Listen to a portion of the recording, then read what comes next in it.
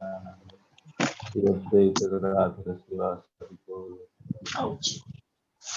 कृष्णा कृष्णा कृष्णा हरे हरे, हरे राम राम राम हरे।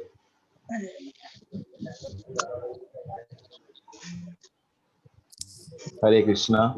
हरे कृष्ण। प्रभु सबको म्यूट कर दो पहले।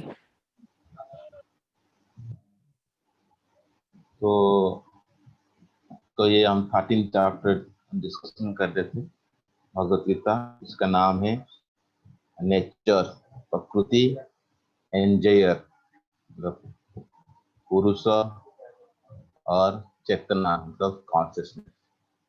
ये चैप्टर थोड़ी टेक्निकल जैसा आप देख रहे हैं, थोड़ा वर्ड्स हम चर्चा कर रहे हैं। इसमें टोटल 6 सेक्शन हम चर्चा करें। आज हम 5th सेक्शन कवर करेंगे जो ज्ञान चक्षु बोला जाएगा। पहला सेक्शन में हम कवर किए थे 1 से 7, जिसमें आपके पास किताब होगा तो आप देख सकते हैं। उसमें अर्जुन का 6 क्वेश्चन आया। 6 क्वेश्चन क्या है? पहला था प्रकृति, पुरुष है ना, प्रकृति मतलब मैटेरियल नेचर, पुरुष मतलब होता है एंजॉयर, और तीसरा क्वेश्चन था क्षेत्रम मतलब फील्ड, चौथा क्वेश्चन था क्षेत्रज्ञ मतलब फील्ड को जानने वाला है ना, और 5 था ज्ञानम मतलब नॉलेज, और 6 था ज्ञेयम। तो 6 क्वेश्चन का उत्तर चर्चा हो चुका है।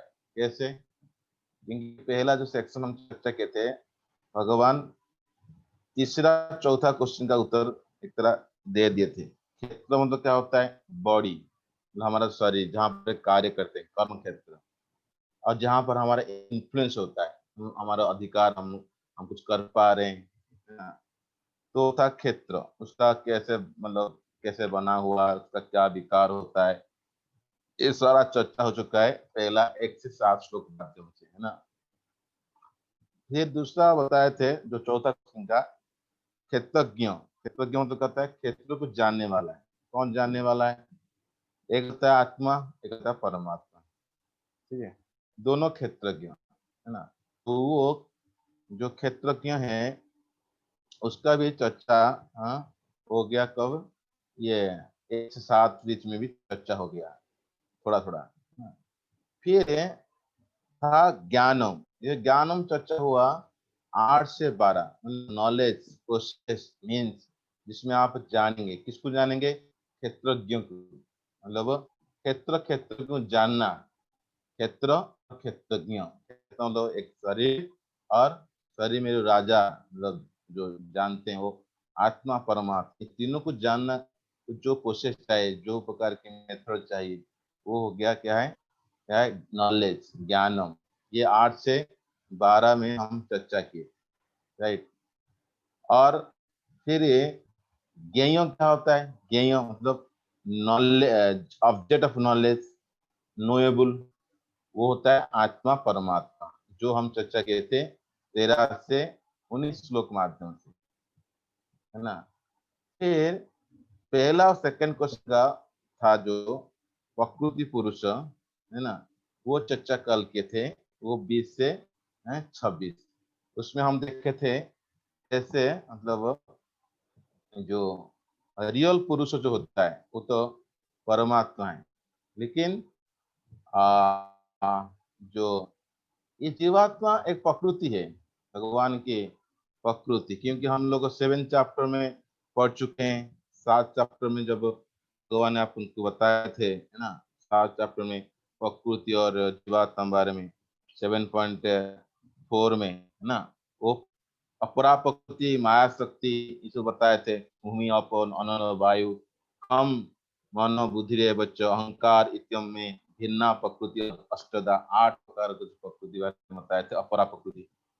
और फिर बताए थे अपरियम इतस्तु अन्यम, और एक प्रकृति है जो क्या है पर प्रकृति विधि में परा, वो परा प्रकृति समझो, अपरा प्रकृति परा प्रकृति।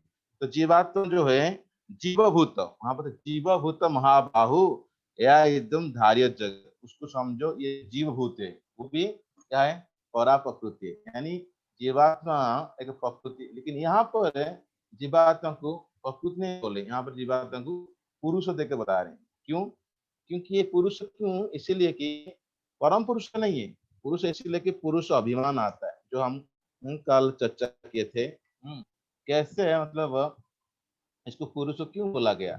क्योंकि ये क्या करता है, उसके अंदर इच्छा रहता है ना। क्या इच्छा होता है? एंजॉय करने का, भोगने का, है ना।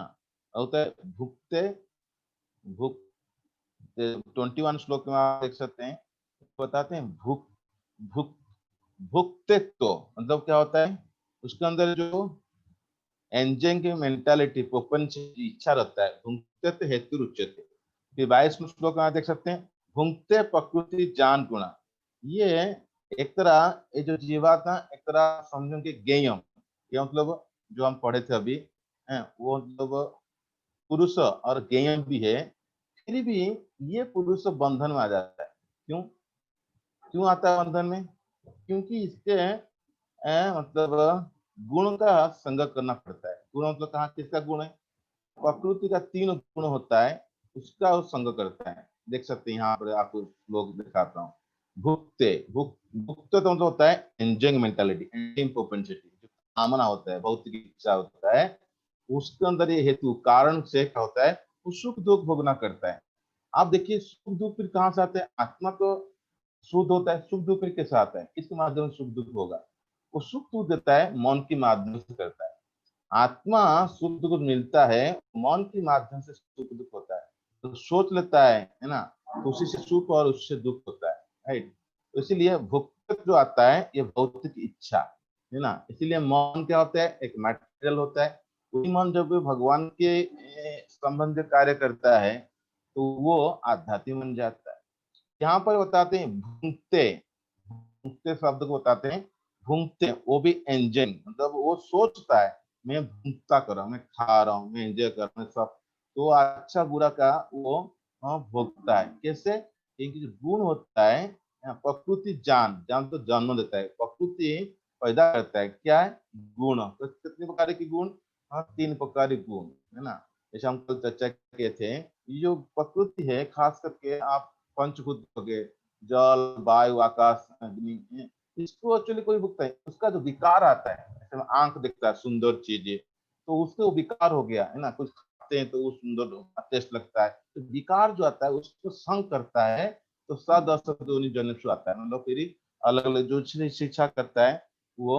हाँ, ये जीवात्मा हालांकि ज्ञेय है, ज्ञान इस क्षेत्र के बारे में जो कुछ होता है उसको पता है, और एक तरह पुरुष भी मतलब है, हर्ट क्या है, फिर भी बंधन में आता है। लेकिन दूसरा पुरुष जो है वो भी ज्ञेय है, परमात्मा है, वो भी ज्ञेय है, लेकिन क्या है, वो बंधन में नहीं आता है। क्यों नहीं आता है वो? क्योंकि वो वो परमात्मा है, ये परम पुरुष है। इसीलिए देखिए ये इसके अंदर क्या है, वो सब कुछ जानता है, सबको अनुमति मतलब परमिशन देता है, वो भक्ता है, वो भुगता है, वो महेश्वर है। इसलिए ये परम पुरुष है, परम पुरुष। इसीलिए क्या है, पुरुष पर है, ये बंधन नहीं आता है, ये रियल पुरुष है। दूसरा पुरुष जो है जो जीवात्मा, वो बंधन में आ जाता है। इसलिए वो ज्ञेय भी है और वो पुरुष है, लेकिन जीवात्मा बंधन में आता है मन के माध्यम से। लेकिन ये पुरुष जो है, रियल पुरुष, परम पुरुष, ये किसी बंधन नहीं आता है। तो इसलिए जब वो व्यक्ति जानता है सब चीजें सूची अच्छी तरह से, तो फिर क्या होता है, ये पुरुष कौन है, रियल पुरुष कौन है, प्रकृति कौन है, गुण कौन होता है, तो फिर क्या होता है, उसका फल परिणाम क्या होता है। क्यों हम इसको जानते हैं? जानने से क्या होगा, कि भव सागर से जन्म चक्र से ऊपर उठ सकता है ना। तो कृष्ण आगे बताते हैं कैसे ऊपर उठेगा, क्या तरीका है, वो भगवान बताते हैं। जैसे व्यक्ति कोई कार्य करता है, कर्म जो करे, ज्ञान जो करे, ध्यान जो करे, अलग अलग तरीका से व्यक्ति यहाँ पे लगा रहता है ना। तो तो क्या होता है, जो करता है, कृष्ण कहते हैं सबसे बेस्ट क्या है, आप एक्चुअली भक्ति जो करना है। क्यों? कैसे करेगा? श्रुत्वा, श्रुति परायण, जब वो फेथफुली सुनता है, कथा कथा सुनता है, कहाँ पर? परंपरा से। परंपरा, श्रुति प्राणायाम तो परायण होता है। परंपरा से माध्यम से जो कथा सुनता है तो क्या होता है, किसके बारे में कथा, मान लो जानता नहीं, अजानत, मान व्यक्ति की कुछ भी पता नहीं, एबीसीडी नहीं पता है, फिर सुनता है परंपरा माध्यम से श्रद्धा के साथ, किसके बारे में, वो भगवान बारे में। भगवान सुनता है, फिर उसको भक्ति योग से क्या होता है, वो इस भव सागर से मुक्त प्राप्त कर सकता है और भगवान का संबंध कर सकता है। हालांकि कर्म जो करेगा उसमें मुक्ति मिल सकता है, ज्ञान जो करेगा उसमें मुक्ति मिल सकता है, ध्यान जो करेगा उसमें मिल सकता है, कोई डाउट नहीं। लेकिन केचित आत्मा आत्मा जो भक्ति जो करता है तो उसमें क्या होगा, मुक्ति तो मिलेगा, साक्षात भगवान क्या होगा, संबंध स्थापन होगा, है ना। तो फिर भगवान ने आज बताएंगे, जो ये बताएंगे, सारा बता दिए, सारा 6 क्वेश्चन उत्तर दे दिए। क्या दिए, पुरुष दे दिए, प्रकृति वाले बता दिए, और क्षेत्र वाले बताए, क्षेत्रज्ञ वाले बताया, और ज्ञानों बारे बता दिया, और ज्ञेय बता दिया, सारा बता दिया। अब सारा मिक्सर को अभी सब मिला के बताएंगे। एक तो इंडिविजुअल बताया, अब सब मिला के बोले कैसे ये मतलब सारा चीज का एक जगह में एक बात में मिला के बताएंगे, कैसे फिक्स करते हैं। कृष्ण 6 क्वेश्चन का उत्तर देने के बाद अभी अभी अलग बताने के बाद उनको एक साथ मिला के बताएंगे, जो कि आप समझ सकते हैं, कोई भी व्यक्ति समझ सकता है क्या चीज है वो। आज का टॉपिक है वो क्या है, सीख, जो व्यक्ति जानना चाहते हैं वो सब कुछ देख सकता है, यानी उसको ज्ञान चक्षु मिलेगा।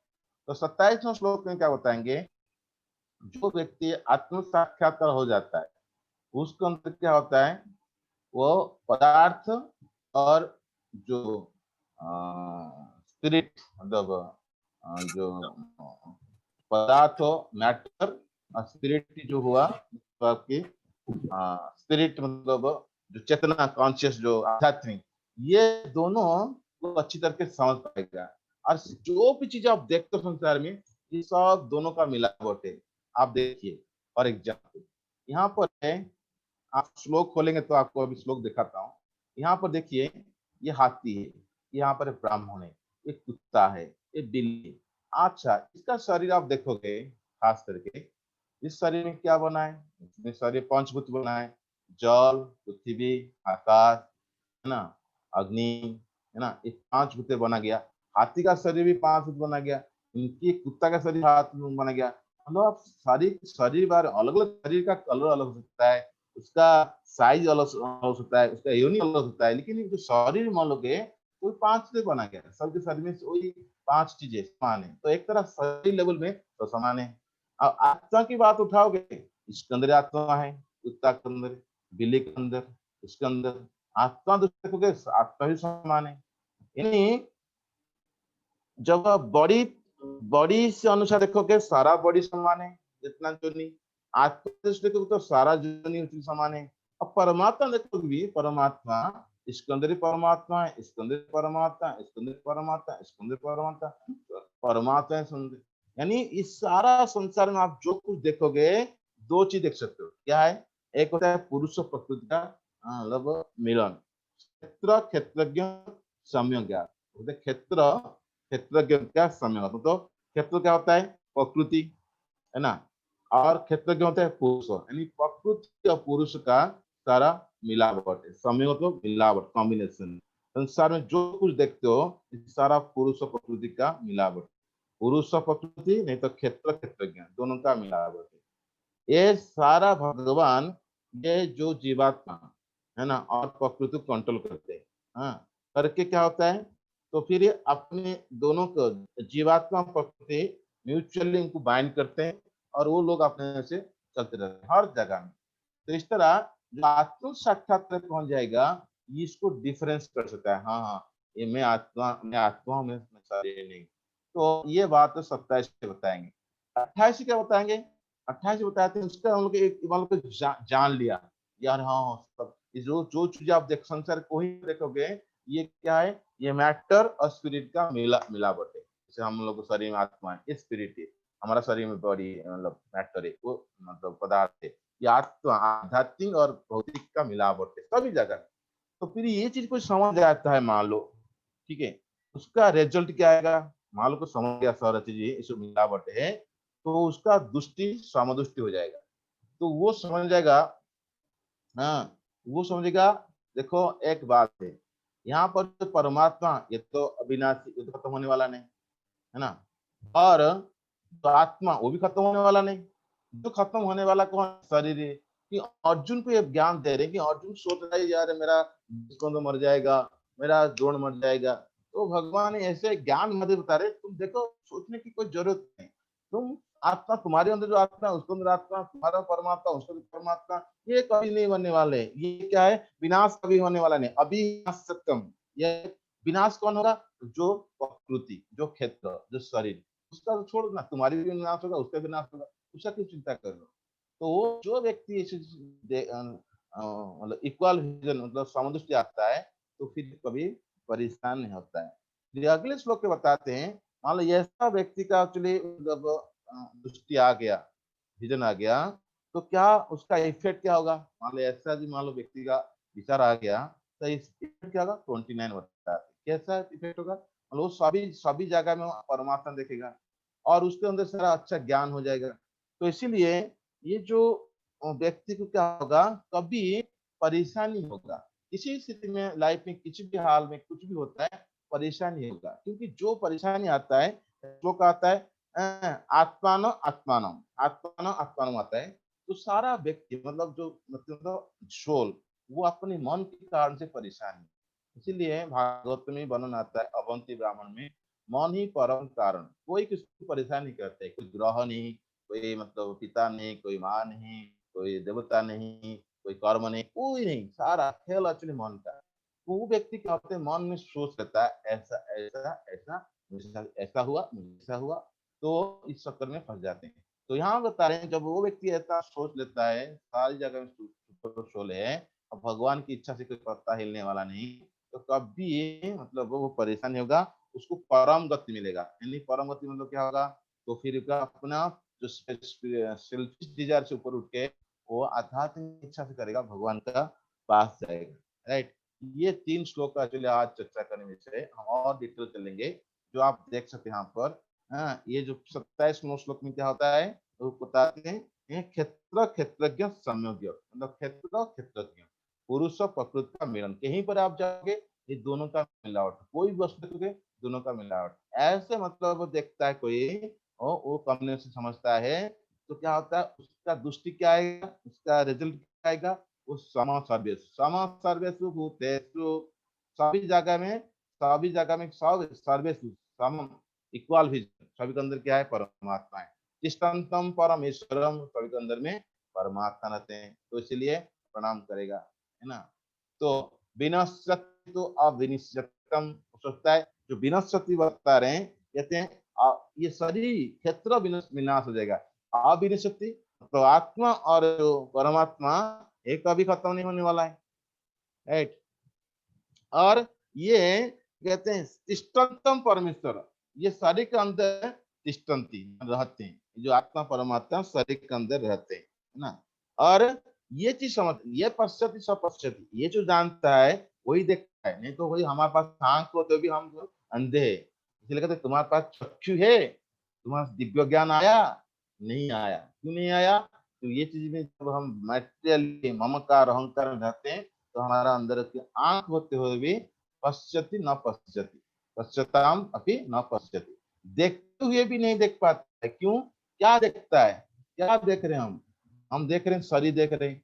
तो इसीलिए यहाँ पर वर्णन आता है, पश्यति न पश्यति। यहाँ पर यह पश्यति स पश्यति, एक्चुअली वो जो देखता है, हाँ, आत्मा परमात्मा का विनाश नहीं होने वाला है, ये शरीर का विनाश होगा। हे अर्जुन, तुम चिंता मत करो, तुम्हारा द्रोण और तुम्हारा भीष्म, उसका कुछ होने वाला है, ये सब जिंदा रहेंगे हमेशा के लिए, क्योंकि आत्मा परमात्मा है। तुम शरीर का बारे में क्यों सोच रहे हो? फिर बताते हैं, जब ऐसा विचार होता है उस व्यक्ति में, रिजल्ट क्या होगा? मान लो ऐसा उसको दृष्टि मिल जाएगा, कभी नीचे गिरेगा नहीं। गिरेगा मतलब क्या होता है? गिरेगा मतलब दुखी होना, परेशान होना, है ना। तो वो कभी नहीं होगा। क्यों? क्योंकि समम पश्यन ही सर्वत्र, कहते हैं समम, सब दृष्टि, सब जगह में वो क्या देख रहा है? आत्मा देख रहा है। समम पश्यन ही सर्वत्र, सभी जगह में परमात्मा देख पा रहा है। सम अवस्थितम ईश्वरम, सभी के अंदर देख रहा है, सभी के अंदर क्या परमात्मा का स्थिति देख पा रहा है ना। न हिनस्ति आत्मना आत्मानम, तो कभी हिन हिन मतलब खुद को डिग्रेड करना, मतलब नीचे, मतलब खराब चीज में लेना, मतलब कहते हैं नकारात्मक भावना को लेकर आना, है ना। न हिन्नति, नीचे गिराता नहीं है इसको। आत्मा आत्माना, एक आत्मा होता है यहाँ पर, होता है माइंड, और आत्मा होता है सोल। तो ये आदमी कैसे गिरता है, आदि मतलब सोल कैसे गिरता है, मन के माध्यम से। कि वो व्यक्ति मन से समझ लिया सब जगह में परमात्मा है, तो फिर ये कभी नीचे नहीं गिरेगा। तो क्या होगा, ततो जाति पराम गति, वो व्यक्ति को परम गति प्राप्त होगा। यानी जब वो हमारा दृष्टि बहुत मैच्योर मिल जाएगा, क्यों मिलता है, ज्ञान के प्रभाव से। ज्ञान हमको मिल गया, पक्का ज्ञान मिल गया, जो समझ पाया गया परमात्मा कौन है, वो समझ पाया आत्मा कौन है, वो समझ पाया जो कैसे जीव के अंदर दोनों रहते हैं, है ना। ये शरीर का माध्यम, शरीर क्या है, प्रकृति, यानी पुरुष और प्रकृति का मिलन कैसे होता है, एक आत्मा का एक शरीर अंदर रहता है, यानी ये पदार्थ प्रकृति का कैसे मिलन है, ये समझ आता है, उसके अंदर प्रॉपर मैच्योर विजन होता है। तो फिर कभी कभी गिरता नहीं, यानी कभी दुखी नहीं होगा, कभी परेशान नहीं होगा, कभी जेलस नहीं होगा, कभी गुस्सा नहीं होगा, कभी कुछ नहीं होगा। क्यों, उसको परम गति मिल जाएगा। आप उदाहरण से समझ सकते हैं, जैसे दुर्योधन, दुर्योधन क्या किया, दुर्योधन ने गाली किया, किसको गाली किया, गाली किया विदुर को, तुम यहाँ से घर से निकल जाओ, ठीक है, घर से निकल जाओ।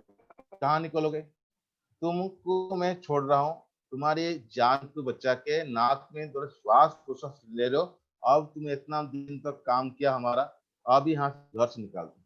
जब ऐसे निकाल देता है अपमान करके, विदुर जी को कुछ दुखी नहीं होता है। विदुर सोचते हैं अच्छा हुआ, भगवान बड़ा कृपा हुआ।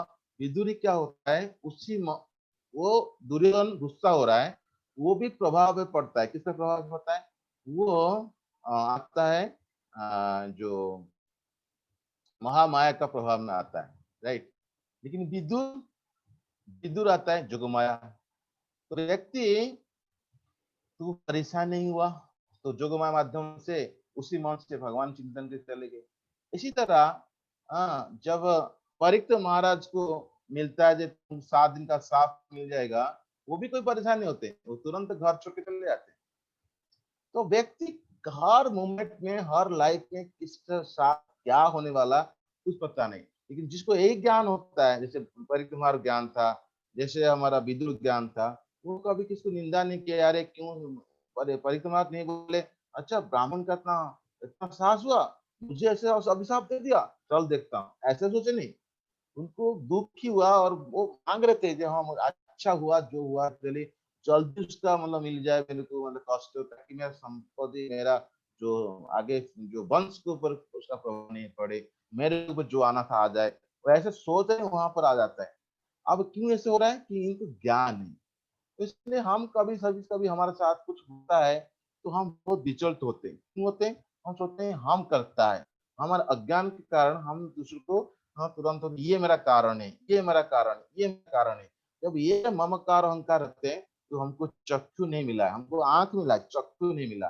वो दिव्य चक्षु इसलिए भगवान दे रहे हैं, ये समझो, है ना। ये भगवान की इच्छा से हो रहा है। कि कोई भी चीज होता है भगवान की इच्छा बिना नहीं होता है। तो इच्छा इच्छा हो रहा है मेरा कोई फायदा के लिए, तो ये चीज सोच करेगा, तो वह कुछ भी परिस्थिति हो जाए, उसका शरीर टूट जाए, अपना बैंक बैलेंस टूट जाए, कुछ ही परिस्थिति हो जाएगा, वो भी परेशान नहीं होगा। जैसे अवंती ब्राह्मण का एग्जाम्पल मिलता है, भगवान कृष्ण उद्धव आते हैं, है ना, 11 कांटो में। वो बहुत बड़ा अमीर इंसान था, बाद में ऐसा हुआ सारा धन चला गया, बाद में उसका पुत्र पत्नी से लेके और सन्यासी हो गया, उसको अंदर बहुत मारते हैं बच्चे लोग, पत्थर फेंकते हैं, थूकते हैं। ये वो कुछ को दुख नहीं लगता, वो बताता है सब कारण कौन है, मैं दोष देने से फायदा नहीं, कि ग्रह को दूंगा, कि सूर्य दूंगा, कि दूसरा रिलेटिव दूंगा, किसको दूं? ये सब मेरा मन है। तो भगवान कहना चाहते हैं ये मन जो होता है, इसलिए सभी का मन संसार में परेशान है। अब 2000 कितनी भी भागवत तुम बात सुनोगे, कितनी भी एक्चुअली कथा होगे, मेरा मन मेरे बस की बात नहीं। कि मन बस की बात इसलिए नहीं होता है, तो मन को हम भौतिक की दृष्टि से लगे रहते हैं। जब वो मन को हटा के हम आध्यात्मिक दृष्टि लगाएंगे प्रकार में, हम उस समय क्या होगा, ऊपर स्थिति आ जाएगा। हम कहते हैं आप भक्त संग करो, क्या करते हैं भक्त संग में, यही चीज पढ़ते हैं। ये श्लोक एक श्लोक बट उसमें बहुत गहरा बात है, जिसको हम हमेशा कभी परेशान होंगे, इस श्लोक को बार बार सोचेंगे। जैसे मैं बताया था, यावत् संजायते किंचित सत्वं स्थावर जंगमम क्षेत्र क्षेत्रज्ञ संज्ञात तद्विधि भरत सर्वः। ये 27वें श्लोक बता रहे ना, ये विधि समझो, क्या समझो, जितनी प्रकार की चराचर है, मतलब स्थावर हो जंगम, जो भी आप देखते हो चर अचर जो भी है ना, ये सब क्या है, ऊंचा सब क्या है, ये सब उत्पन्न होते हैं। कैसे उत्पन्न होते हैं, कैसे, क्षेत्र क्षेत्र ज्ञान समज्ञा।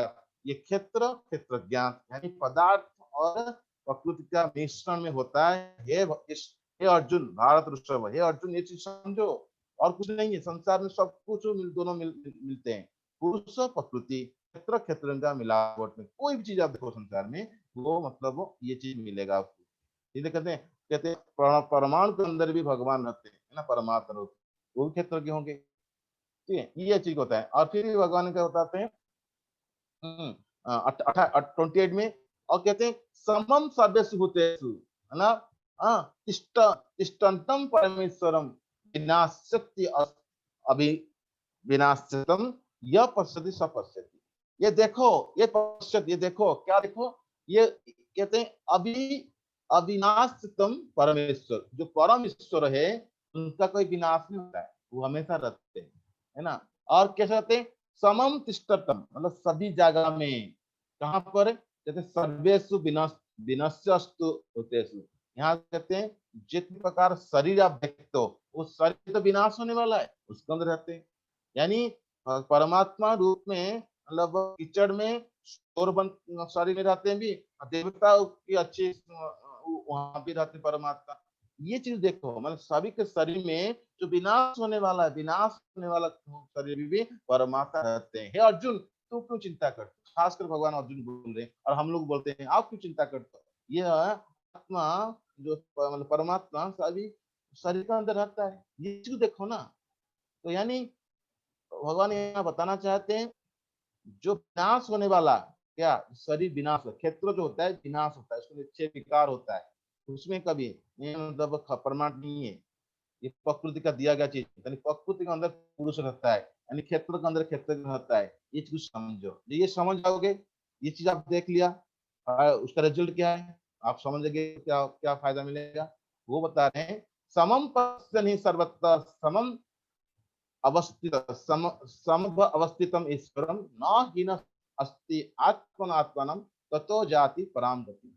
ये देखो पश्यन, ये देखो क्या क्या देखना है, ईश्वरम, कौन सा ईश्वर, यहाँ पर परमात्मा।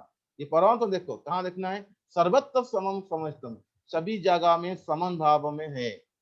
तो क्या करता है, कहते हैं न हिन्नति, उसका कभी डिग्रेड नहीं होता है, ऐसी उसका हानि नहीं होता है, और कितना ही कहीं पर जाए कहाँ उसका कोई परेशानी नहीं होता है। तो कहते हैं क्यों नहीं होता है, क्योंकि आत्माना आत्माना, क्योंकि ये वो जो आत्मा है वो क्या करता है, जो अपना मन के माध्यम से, है ना, वो ततो जाति पराम गति, ये मन के माध्यम से पराम गति स्वीकार करता है। लेकिन जिसका मन एक्चुअली अपने पास बस की बात नहीं, मेरा मन मेरा बस की बात नहीं, वही व्यक्ति परेशानी होती है संसार में। तो इसीलिए आजकल संसार में सब लोग परेशान है। क्यों सब लोग परेशान है, ए टू जेड सब परेशान, इवन तो भक्त ही परेशान है। क्यों, जिसकी मन एक्चुअली अपनी बस की बात नहीं है, मतलब बस नहीं होता है, जो भौतिक इच्छा में पूरा डूबा रहता है, वो परेशानी होगा ही होगा, क्योंकि कोई डाउट है। क्यों, यहाँ पर गीता में वहां के उसको पराम गति नहीं मिलेगा। तो इसलिए भगवान है ये बता रहे हैं, दिव्य चक्षु जो है, दिव्य ज्ञान जो है, ये चीज समझना है, ये एक दिन यहाँ के छोड़ के जाना है।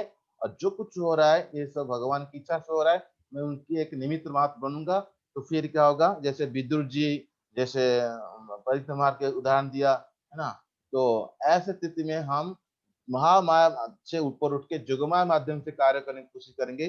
जो कुछ हो रहा है अच्छा बुरा जो हमारे साथ हुआ, भगवान की इच्छा से हुआ, इसी भावना से रहेंगे, तो फिर हम हमारे मन में कभी किसी को ईर्ष्या नहीं आएगा, कभी दुख नहीं आएगा, तो गुस्सा नहीं आएगा, कभी मतलब और जो कार्य परेशानी होता है, जिससे हम नीचे गिरते हैं, काम क्रोध लोभ, वो भी अपने आप धीरे धीरे ग्रेजुअली धीरे धीरे जितनी हम इसको बढ़ाएंगे धीरे धीरे ग्रेजुअली वो ऊपर उठ जाएगा।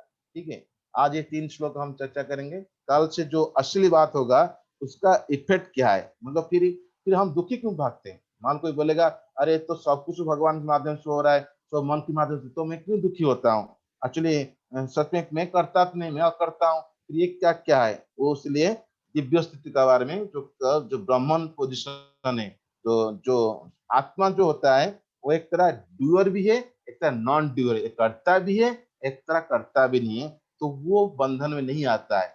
वो चीज का कल चर्चा करेंगे और उसका फलश्रुति, ये चीज को समझ आता है उसको पराम गति, आगे भी बताएगा पराम गति, उसको गति परम मिलेगा। ये पूरा खेल एक्चुअली जो हमारी सोच की, हमारे विचार की, ये सारा खेल हम करते हैं मन से।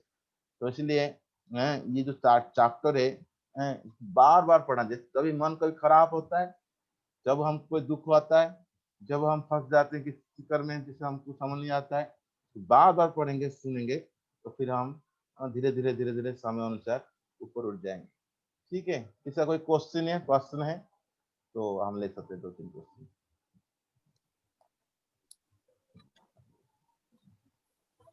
क्वेश्चन नहीं है प्रभु जी। हरे कृष्णा, प्रणाम प्रभु जी। प्रणाम प्रभु जी, जो श्री भगवान ने चैप्टर 8, 9, 11, 12 के अंत में जो कहा वो भक्ति, ज्यादातर भक्ति योग के बारे में था, तो ये उससे भी उच्च स्थिति है, ये भक्ति प्लस ज्ञान, नहीं क्योंकि ये नहीं वही बात बोल रहे हैं। देखे, वही भक्ति का बारे ये बता रहे हैं। जो ज्ञान योग मतलब क्या होता है, जो उत्तम भक्ति बार बताए, आपको भक्ति करना है, लेकिन ये भक्ति करते हुए बहुत सारी चीजें एक्चुअली क्या भक्ति नहीं है, क्या भक्ति है, वो भी समझना चाहिए ना। तो भगवान क्या कह रहे हैं इसी माध्यम से, हाउ टू थिंक। जैसे आप भक्ति में आगे बढ़ना है ना, एडवांस होना है ना। तो ये जो चैप्टर बताएंगे 13 से लेकर 18 चैप्टर में, how to think, how to discriminate for advance, क्या भक्ति है क्या भक्ति नहीं है, क्या पदार्थ है, क्या मतलब क्या मैटर है, क्या एक्चुअली सेंटिमेंट है, क्या मेंटल स्पेकुलेशन है, क्या सही है क्या गलत है, उसका विचार भी आपको होना चाहिए ना। तो नहीं तो आदमी सहजा बन जाएगा, नहीं तो कभी कभी सेंटिमेंट बन जाएगा, बोले मैं धार्मिक हूँ, मैं तो भक्ति कर रहा हूँ, बट ये चीज का ज्ञान नहीं होगा तो व्यक्ति तो फंस जाएगा। तो इसीलिए ये भक्ति को हेल्प करने के लिए ज्ञान चाहिए। अब ज्ञान नहीं होगा तो भक्ति कैसे करेगा। ये भी ज्ञान भी भक्ति का पार्ट है, मतलब ये फिलोसॉफिकली आप समझोगे, है ना, तो फिर आप उससे ऊपर उठेंगे। ठीक है प्रभु जी, हरे कृष्णा।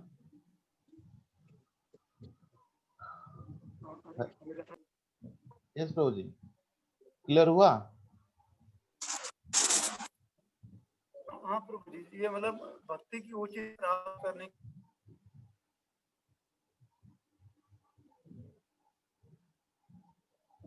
आपका म्यूट हो गया, आप ऑन म्यूट करिए। मेरा नेट का प्रॉब्लम हो रहा था, तो ये भक्ति हरे की उच्च कृष्णा प्रभु जी, स्थिति दंडवत प्राप्त करने प्रणाम। के लिए। Thank you. हाँ बोलिए बोलिए प्रभु जी, बोलिए। मेरा क्वेश्चन है प्रभु जी। प्रभु जी, जो मनुष्य है वो ये जानता भी है कि मतलब भक्ति करना अच्छा है, और ये मतलब सब चीजें अच्छी है, भगवान का नाम लेना अच्छा है, फिर भी वो नाम ले क्यों नहीं पाता भगवान का। नाम इसीलिए नहीं ले पा रहा है, उसका अभी जो जो स्वीकृति होता है ना, ये भक्ति स्वीकृति अभी तक तो उसको पूरा नहीं आया। दूसरी बात है, उसका मन में, जैसे आप तो गाड़ी चलाना जानते हो, लेकिन ये आपको ना ब्रेक भी लगा रहे हो और साथ साथ आप एक्सीलेटर दबा रहे हो, तो क्या होगा, एक साथ ब्रेक लगाओ और एक्सीलेटर, गाड़ी नहीं चलेगा, घूम घूम घूम घूम घूम घूम घूमता रहेगा, राइट। तो हमको पता चल गया जे हम भक्ति कर रहे हैं, एक्सीलेटर दबा रहे हैं, नाम जप कर रहे हैं, किताब पढ़ रहे हैं, साथ साथ हमारे अंदर बहुत सा इच्छा है जो भक्ति के लिए अनुकूल नहीं, उसको हम त्यागने त्यागने के लिए थोड़ा सा मजबूरी है और नहीं कर पा रहे, हमारा कंडीशन बहुत स्ट्रांग है। इसलिए धीरे धीरे उसको निकलेगा। जब ये धीरे धीरे वो निकल जाएगा, तो जैसे मान लो आपके ऊपर एक बोझा है 10 किलो का कि 50 किलो, आप दौड़ोगे तो आप वो सारा बोझा को निकाल दोगे और दौड़ोगे, ज्यादा जोर से दौड़ोगे ना। तो इसी तरह हमारा जो कंडीशन है हृदय के अंदर बहुत जन्म से, आज नहीं 84 लाख होने से हम लोग ये सब अपने अपने भौतिक की गुण से संग करके आए, तो वो कंडीशन ही हमको थोड़ा सा बाधा करता है। तो हमारा अटैचमेंट, हमारा जो राग देश, जब भक्ति करेंगे समय अनुसार धीरे धीरे धीरे धीरे ग्रेजुअली क्रमशः वो खत्म होगा। फिर एक समय आएगा आप दौड़ेंगे, आप एक्चुअली क्या होगा, हम लोग दौड़ेंगे। उस समय के लिए इंतजार करना पड़ेगा, अनुकूल परिस्थिति के साथ अभ्यास करेंगे। इसलिए डिटैचमेंट अभ्यास, गीता में बार बार बुलाता है अभ्यास असंग शस्त्रेण, मतलब शास्त्र शस्त्र जो होता है अभ्यास करेंगे, असंग मतलब जो चीज अनुकूल नहीं है उसको छोड़ेंगे, त्यागेंगे वॉलंटियरली। तो अभी आप उसे वॉलंटियर नहीं त्यागेंगे, मान लो भगवान तो छोड़ने वाला नहीं, भगवान तो आपके पास लेंगे, तो क्या करेंगे, भगवान आपके जीवन में कष्ट देंगे। कैसे कष्ट देंगे, शारीरिक कष्ट देंगे। पहला शारीरिक कष्ट, मानसिक कष्ट। इसको कष्ट आएगा तो अपने आप सोच लें, अरे बाबा और कुछ नहीं करना, अभी एक बार करंट मारा, करंट लगा, चलिए कष्ट मिला है, अभी छोड़ना ही पड़ेगा, आप छोड़ दोगे, है ना। आसानी से छोड़ दोगे तो वॉलंटियरली हो तो अच्छा है ना। जैसे पुलिस, पुलिस किसके पीछे भाग रहा है, मान लो देखो बोलता है भाई मैं चोर हूँ, मैं मुझे गलती हो गया, उसको दंड सजा कम मिलता है। मान लो भाग रहा है, पुलिस को बहुत भगाया, तो पुलिस ही बहुत परेशान हो गया, फिर उसको पकड़ता है तो फिर अच्छे से उसको धुलाई करता है। इसी तरह मतलब भक्ति तो समझ गया, भक्ति मतलब को पकड़ लिया लेकिन भक्ति नहीं कर रहे हैं, और उसका अनुकूल स्थिति में भक्ति नहीं कर रहे, प्रतिकूल स्थिति कर रहे हैं, फिर आपको सजा मिलेगा। कैसे, आपको शारीरिक कष्ट मिलेगा, आपको मानसिक कष्ट मिलेगा। तो कष्ट जब वो आएगा तो वो समझेगा नहीं अभी बहुत हो गया, मैं कुछ भी करता हूँ कुछ काम नहीं करता है, तो अभी मेरे को क्या करना पड़ेगा, तो वॉलंटियर छोड़ना पड़ेगा। एक होता है प्रेम से वॉलंटियर छोड़ दो, नहीं तो फिर आपको जबरदस्ती आपसे निकाल लिया जाएगा। हरे कृष्णा प्रभु जी। प्रभु जी, मेरा दूसरा क्वेश्चन है कि मनुष्य से अनजाने में भी कुछ पाप हो जाते हैं जो मतलब मनुष्यों के कंट्रोल में नहीं है, तो फिर उसका क्या असर पड़ता है हमारी भक्ति के ऊपर?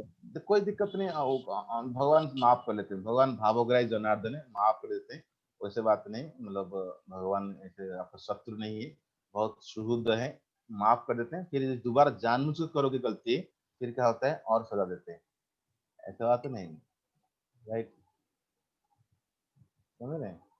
Right Prabhu ji, thank you Prabhu ji for Correct. Clear my all doubts. Okay, yes Hansraj Prabhu ji, अब क्वेश्चन। यस हंसराज प्रभु जी, आपको कोई क्वेश्चन और बच गया था? हाँ नहीं, हाँ प्रभु जी, मैं यही कह रहा था कि मतलब ये ज्ञान भी आवश्यक है जो भगवान अब कह रहे हैं, ये भक्ति की उच्च स्थिति प्राप्त करने के लिए यस, ज्ञान भी आवश्यक है। लेकिन हम तो अभी जो हमारी जो स्थिति है वो तो अभी जो श्लोक नंबर 26 में बताया कि हम तो अभी श्रवण कर रहे हैं, तो अभी तो ये स्थिति तो हम तो ये उच्च भक्तों की स्थिति मान सकते हैं जो ये श्लोक नंबर 27, 28, 29 में बताया। नहीं उच्च उच्च की बात, हाँ देखिए ऐसा है कि रिलेटिव, उच्चा मतलब रिलेटिव है। आज मतलब एक माला कर रहे हैं, आपको इतना ज्ञान है, कल आप करेंगे तो फिर आपको प्रैक्टिकल और रियल ज्ञान होगा। तो हर व्यक्ति के लिए उच्चा होता है। जैसे कंपेरेटली आप देखेंगे तो इसे रिलेटिव शब्द है ना। तो हर व्यक्ति 2 साल 3 साल 4 साल 5 साल 10 साल 50 साल, तो इसलिए भक्ति में आगे आगे रिलेटिवली आगे बढ़ता है। ठीक है, तो ये हमारा एस्पिरेशन है, ये हमारा गोल है, वहां पहुंचना है। अब धीरे धीरे धीरे ग्रेजुअली उसके ऊपर हम प्रगति करेंगे, और एक नहीं तो एक दिन में हो जाएगा एक्चुअली। धीरे धीरे धीरे धीरे हो सकता कितना लाइफ टाइम एक्चुअली, एक लाइफ का बिजनेस नहीं है ये, actually life after life. Life का है। इसलिए आप अपना जितने समर्थ है हमारे पास, हिसाब से हम फिर आगे बढ़ेंगे। जी प्रभु ठीक जी, है, ठीक है, और थैंक यू। किसका कोई क्वेश्चन है पॉइंट से? क्या नमिता माता जी, आपको कोई क्वेश्चन नहीं है आज? जी प्रभु जी, आज कुछ नहीं है। क्या हो गया? हाँ? एक्चुअली देख रही हूँ, पूरा से मैं देख रही हूँ ध्यान से, पर फिर भी कुछ नहीं। हाँ? और आज की के लिए thank you very much Prabhu जी। आज के लिए तो क्लास के लिए आपको बहुत बहुत धन्यवाद, हर के लिए। तो प्रभु जी हम ऐसा कह सकते हैं श्लोक संख्या ये जो आज 3 श्लोक में, this is the essence of Gita, और यहाँ हमने जो अध्याय नंबर 11 का जो अंश श्लोक था वो भी एसेंस ऑफ गीता ही था। ना वो तो वो आया था ना 11 नंबर का 55, वो भी एसेंस ऑफ गीता बोला था, 11 चैप्टर का 55। मत कर्म हाँ हाँ यस, एसेंस ऑफ गीता बोला गया था वहां पे, ये एसेंस ऑफ परफेक्ट भक्ति आर्ट एंड कृष्ण। देखो कुछ श्लोक होता है उत्तम भक्ति, गीता के अंदर कुछ श्लोक होता है उत्तम भक्ति बारे में बताया गया, गीता का कुछ श्लोक एक्चुअली निष्काम कर्म बारे में बताया गया, गीता का कुछ श्लोक एक्चुअली ज्ञान योग बारे में बताया गया, गीता का कुछ श्लोक अष्टांग योग बताया गया एक्चुअली। अल्टीमेटली हर चैप्टर में आप देखते हैं भगवान अंततत्वा क्या करते हैं, भक्ति योग के बारे में बताते हैं, क्योंकि ये टॉप मोस्ट है, यानी कि भक्ति साधना एंड साध्य, मतलब गोल और मीन्स सेम है। और बाकी योग में आप देखिए, खास अष्टांग योग हो, ज्ञान योग हो, कि निष्काम कर्म योग हो, जो आप पद्धति फॉलो करते हैं, यानी मीन्स ही आपको गोल को प्राप्त करना, उनका गोल क्या है? वो गोल है मुक्ति। आप निष्काम कर्म क्यों करता है? मुक्ति प्राप्त करना चाहता है। तो ज्ञान जो क्यों करना चाहते हैं? मुक्ति प्राप्त करना चाहते हैं। अष्टांग जो क्यों करते हैं? मुक्ति, यानी मुक्ति प्राप्त करने के लिए बहुत सारा तरीका है, लेकिन प्रेम प्राप्त करने के लिए एक तरीका है, क्या है? भक्ति। समझ रहे हैं? प्रेम प्राप्त करना एक रास्ता है, कृष्ण प्रेम प्राप्त करना एक रास्ता, वो भक्ति। इसीलिए भक्ति का सारा बात में कहते हैं, आप मुक्ति जो होता है, मुक्ति के बाद भक्ति शुरू होता है। अभी आएगा 18 चैप्टर में एक श्लोक आएगा, मुक्ति के बाद भक्ति शुरू होता है। समझते? असली जो शुद्ध भक्ति शुरू होता है वो मुक्ति के बाद आएगा, 18.54 में आता है, 1854 में भगवान चर्चा करेंगे, बताएंगे। मुक्ति के बाद होता है ना, मद भक्ति लभते पराम, ब्रह्मभूत प्रसन्नात्मा न शोचति न कांचति, समः सर्वेषु भूतेषु मद भक्ति लभते पराम, मेरा भक्ति को प्राप्त करेगा। वो कौन सा भक्ति कह रहे हैं? ये गुणातीत भक्ति है, मतलब मद भक्ति मतलब गुणातीत, मतलब गुणातीत तो शुद्ध भक्ति को प्राप्त करेंगे। किसके बाद? ये ब्रह्मभूत प्लेटफॉर्म, ब्रह्मभूत क्या होते हैं? मुक्ति की व्यक्ति पहुंचता है, तो उसके बाद शुद्ध भक्ति का शुरुआत होता है। यानी कोई भक्त है, शुद्ध भक्ति कर रहा है, वो मुक्ति प्राप्त कर लिया। मुक्ति मतलब क्या है? मतलब भौतिक इच्छा से मुक्ति, राइट? ठीक है, thank you very much Prabhu ji, thank you very much. Hare Krishna, Hare Krishna, प्रणाम। हरे कृष्ण। हरे कृष्णा। थैंक यू प्रभु जी, धन्यवाद, प्रणाम। Yes, Hare Krishna. Hare Krishna. Hare Krishna. Hare Krishna Prabhu ji, thank you. Hare